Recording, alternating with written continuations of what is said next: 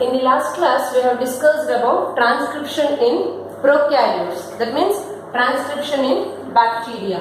Right? In bacteria, the transcription of all the 3 types of RNA. In bacteria, transcription of all the 3 types of RNA such as mRNA, rRNA and tRNA catalyzed by single enzyme, that is DNA dependent RNA polymerase enzyme. DNA dependent RNA polymerase. DNA dependent RNA polymerase enzyme catalyze the transcription of 3 types of RNAs such as mRNA or messenger RNA, tRNA means transfer RNA, and one more RNA is rRNA means ribosomal RNA. Means single enzyme is able to transcribe all the 3 types of RNAs in case of bacteria or in case of prokaryotes. Bacteria comes under kingdom Monera, prokaryote, right? Here mRNA, tRNA and rRNA, all the 3 types of RNAs are required for translation. Translation is nothing but the process of synthesis of protein. In next class we are going to study about that. Translation is the process of synthesis of protein. For the synthesis of protein, all the 3 types of RNAs are required. Here, mRNA, during translation process, mRNA provides template.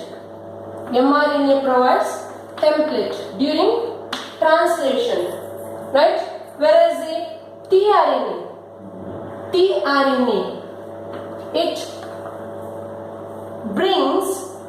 brings the specific amino acids during protein synthesis. Protein is nothing but chain of amino acids. Many amino acids are linked together, right? 2 amino acids are linked together by the formation of peptide bond, right? Peptide bond is present between 2 amino acids. Like that, many amino acids are linked together and that forms a chain of amino acid, that is nothing but protein, right? The process of synthesis of protein is nothing but translation. For the synthesis of protein, mRNA provides template, tRNA transfers, or tRNA is called as transfer RNA. It transfers or it brings the specific amino acid. It brings the specific amino acid during protein synthesis. Whereas the rRNA is nothing but ribosomal RNA. rRNA is a ribosomal RNA. It provides the structure for the protein synthesis. Or ribosome is the site where the synthesis of protein takes place, right? That means rRNA catalyzes structural role. It catalyzes structural role during protein synthesis. Means it provides the site for the synthesis of protein. Clear? These are the 3 types of RNA which are required for the synthesis of protein. Clear? In case of bacteria or in case of prokaryotes, only one type of DNA dependent RNA polymerase enzyme is present, which only transcribe all the 3 types of RNA. And remember, in case of prokaryotes, nucleus is not well developed or nuclear envelope is absent, right? Hence the genetic material is present in the cytosol or in the cytoplasm. There is no clear-cut division of nucleus and cytoplasm. In case of prokaryotes, true nucleus is absent. Means, consider this is a prokaryotic cell prokaryotic cell. Here only the genetic material is present. This is called cytoplasm, right? Outermost covering is the plasma membrane. This is the plasma. Inner to the plasma membrane, cytoplasm is present, and in the cytoplasm, this genetic material is present. In this region only, the transcription takes place. Means both the transcription and translation takes place in the same compartment. In case of prokaryote, there is no clear-cut division of nucleus and cytoplasm. See, this is the cytoplasm. Here only the genetic material as well as the other cell organelles are present. So here only, in this region only, transcription as well as translation both takes place. Since the site is single, in single site only both transcription and translation takes place. Most of the times, before the completion of transcription itself, the translation process can begin. Right? Here, this is the site where only the both transcription and translation takes place. Hence, before the completion of transcription of mRNA, the translation process can begin. Clear? At one side, the transcription process continues. From the another end, slowly the process of translation can begin. In case of prokaryotes. Clear? Now, let us discuss about the transcription process in eukaryotes. Transcription process in eukaryotes. Transcription in prokaryotes and eukaryotes is different. What are the differences between transcription in prokaryotes and transcription in eukaryotes? In case of eukaryotes, there are two additional complexities. In eukaryotes, there are two additional complexities. This is important. Additional complexities.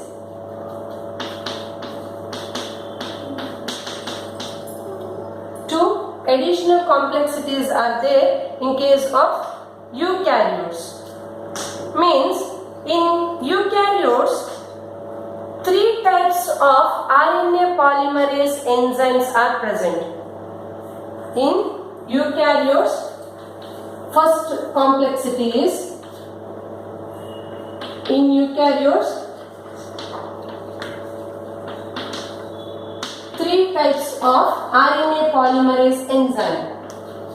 Three types of RNA polymerase enzymes are present. Three types means RNA polymerase first, RNA polymerase second, and RNA polymerase third.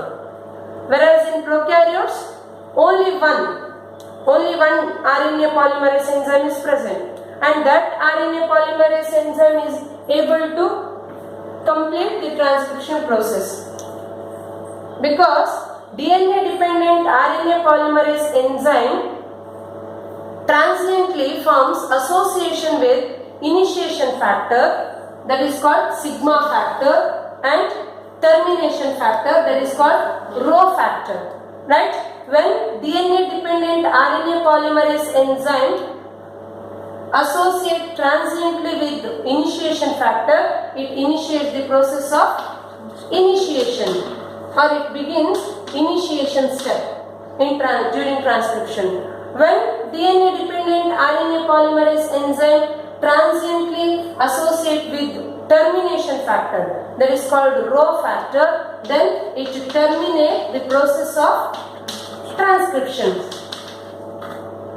It causes termination of transcription process. Right? When sigma factor or initiation factor binds with the DNA dependent RNA polymerase enzyme, it changes the specificity of the enzyme. The binding of initiation factor or termination factor with the RNA polymerase enzyme changes the specificity of the DNA dependent RNA polymerase enzyme, right? when its specificity changes, that enzyme either begins initiation or it causes termination of transcription process. This is in case of prokaryotes, right? But in case of eukaryotes, there are 3 types of RNA polymerase enzymes are present, which causes the transcription of 3 types of RNAs: mRNA, rRNA and tRNA, right? And in eukaryotes there is a clear-cut division of labor. Means specific type of RNA polymerase enzyme causes the transcription of particular type of RNA.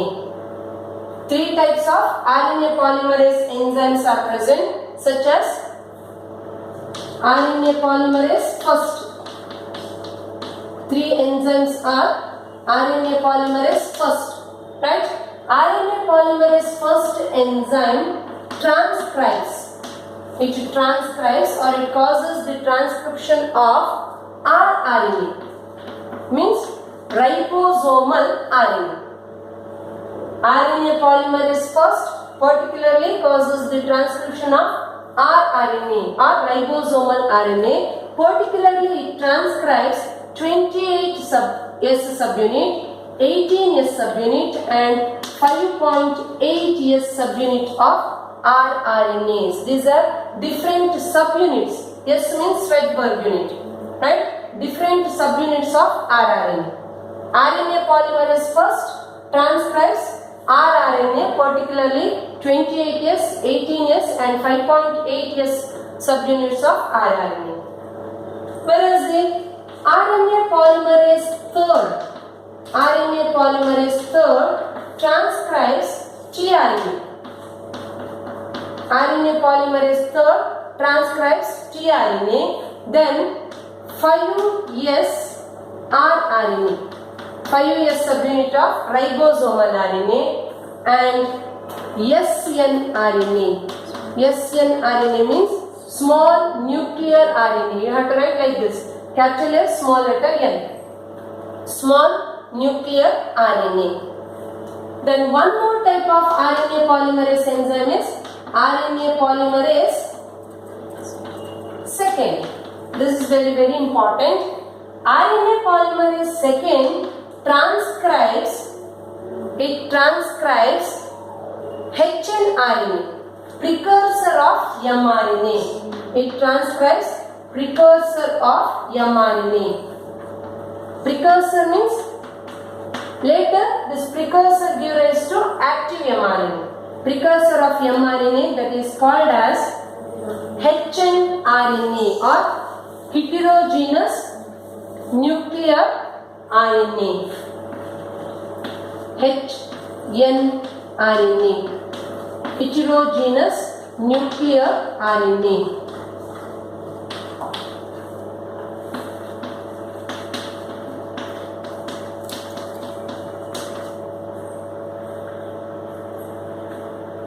mRNA or the precursor of mRNA, which is transcribed by the RNA polymerase second, is non-functional. It is non-functional because it contains both exons and introns. Whereas the mRNA produced by DNA dependent RNA polymerase enzyme in case of prokaryotes, that need not to undergo any processing. mRNA which is produced in prokaryotes by DNA dependent RNA polymerase enzyme need not to undergo any processing, that is active. But in eukaryotes, the mRNA synthesized or produced by the RNA polymerase second enzyme, that is called precursor of mRNA, hnRNA, is non-functional. hnRNA is non-functional, it is inactive because hnRNA contains both introns and exons. hnRNA, which is transcribed by RNA polymerase second, in case of eukaryotes, contains both exons and introns. Exons are the coding sequences, introns are the non-coding sequences. Right? Because of the presence of both exons and introns, this hnRNA is non-functional, and it is non-functional. hnRNA is non-functional, or it is inactive.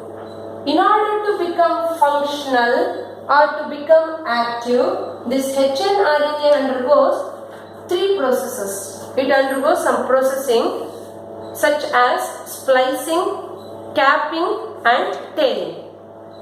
Clear? hnRNA is a precursor of mRNA. From this hnRNA, active mRNA is produced after undergoing three processes. Clear? Hence, this hnRNA undergoes non-functional hnRNA undergoes three processing such as three processes such as one is splicing, another one is capping, and third one is tailing. Splicing, capping and tailing. After undergoing these three processes, inactive or non-functional hnRNA becomes active functional mRNA. Active and functional mRNA is required for translation because mRNA only provides template for the synthesis of protein. And that mRNA should be active and it should be functional. In order to become functional and active mRNA, here hnRNA undergoes three processes such as splicing, capping and tailing. Let us discuss one by one. Splicing. Splicing is nothing but, say, already we have discussed about transcription in prokaryotes.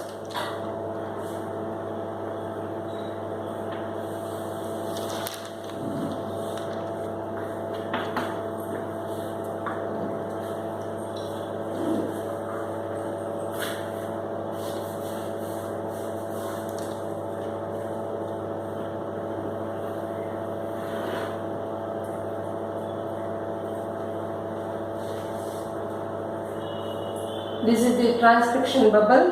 Here RNA is synthesized.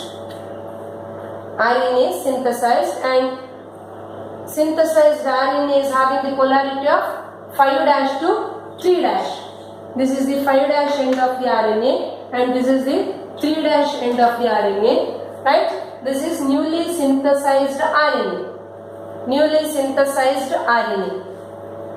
Newly synthesized means here this is the hnRNA, precursor of mRNA, and it is non-functional and inactive. Later, consider this is hnRNA and it contains exons and introns. Exons and introns. This color indicates introns. Yellow color indicates exons. Yellow color indicates exons, means coding sequences. Coding sequences are required for protein synthesis. This color indicates introns which are non-coding. These are non-coding sequences. First, this hnRNA. This is hnRNA. This hnRNA undergoes splicing process. It undergoes splicing process. Splicing is nothing but removal of introns. The process of removal of introns and joining of exons in a defined manner. That is called as splicing. See, these are the introns which are removed. Introns are removed and these exons are joined in a defined manner, that is called as splicing. See, after the removal of introns and joining of exons, we will get hnRNA like this. This is 5' end and this is 3' end. And this hnRNA contains only exons. All the introns are removed. It contains only exons. Okay, this is hnRNA. So what is splicing? Splicing is nothing but removal of. Splicing is the process of removal of introns and joining of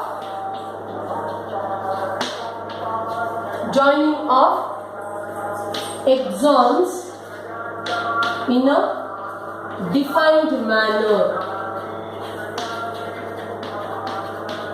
Removal of introns and joining of exons in a defined manner is nothing but splicing. Next step is capping. Capping. Second process is the capping. These are important for 1 mark. What is splicing? What is capping? Or write the additional complexities of eukaryotes. Right? Capping means is the process of addition of an unusual nucleotide. Process of addition of an unusual nucleotide, that is methyl guanosine triphosphate. Methyl guanosine triphosphate to the 5' end. To the 5' end of the hnRNA. This is the 5' end. Clear? An unusual nucleotide. Addition of an unusual nucleotide, that is called methyl guanosine triphosphate. Methyl guanosine triphosphate to 5' end of hnRNA. To 5' end of hnRNA is called as capping.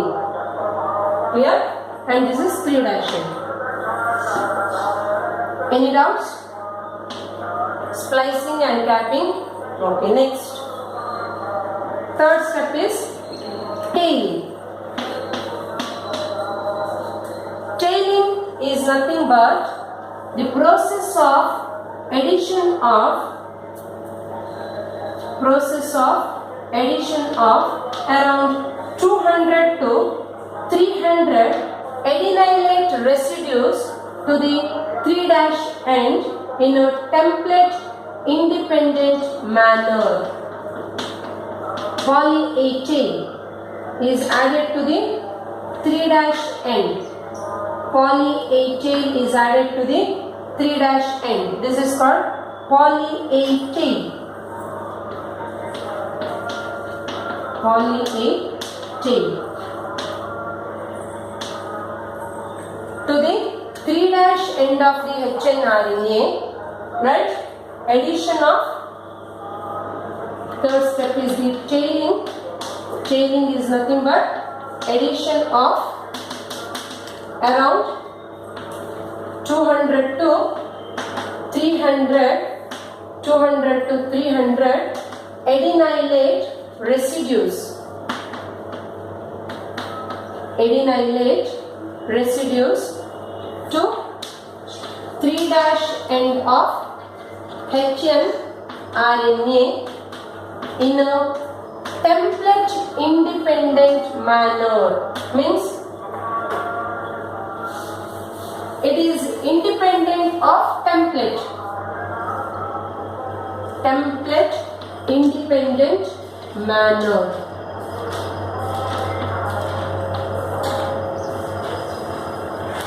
Is called tailing. The process of addition of around 200 to 300 adenylate residues to to the 3' end of the hnRNA. Clear? That is called as tailing. After 3 processing, after splicing, capping and tailing, an active mRNA will get an active mRNA. Means active mRNA contains methyl guanosine triphosphate at the 5' end and a poly 8 tail at the 3' end. Now this is called as active mRNA. Later this active mRNA plays a major role during translation process. This is about transcription in eukaryotes and about the 2 additional complexities in eukaryotes. Okay.